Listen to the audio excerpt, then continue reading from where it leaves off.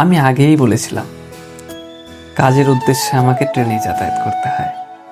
তবে আজকের ঘটনাটা প্ল্যাটফর্মের। চন্দনপুর হাওড়া ট্রেনটির জন্য অপেক্ষা করছি।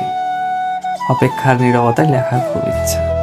একটি মেয়ে, বয়স 19 হবে, চশমা পরে দাঁড়িয়ে আছে সেই একই ট্রেনের জন্য।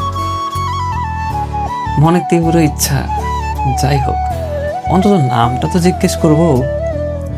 মনের মধ্যে ফোন দিয়াছি, কোন বাহানায় কথা শুরু হলো। আচমকা অ্যানাউন্স হলো ট্রেনটি 2 নম্বর প্ল্যাটফর্মে আসছে। বাহানা খুঁজে গেলেও কিছু বলার সাহস হলো না। আচ্ছা, মেয়েটা কি বুঝতে পারছে না আমি তার সাথে কথা বলতে চাই? সে কি পারে না আমার তৎপরতাকে শান্ত করে কিছু একটা জিজ্ঞেস করতে? যাই হোক, এই প্রথমবার ট্রেন দেরি করে আসাটা এত সুখের মনে হলো।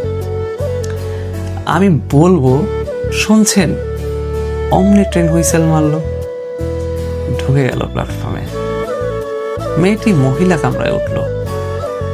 হলুদ শাড়ি পরা মেয়েটি জানি না কোন স্টেশনে নামবে, তবে আমাদের গন্তব্য একই হতে পারত। দৃশ্যঙ্কচ আটকে দিল আমায়। ভগবান চাইলে আমাদের আবার দেখা হবে, তবে সেদিন আমরা একদম শেষ স্টেশনে নামবো। আমাদের গন্তব্য একই থাকবে। সেদিন আমরা আলাদা হব না, সেদিন আমাদের বিচ্ছেদ হতে দেব না।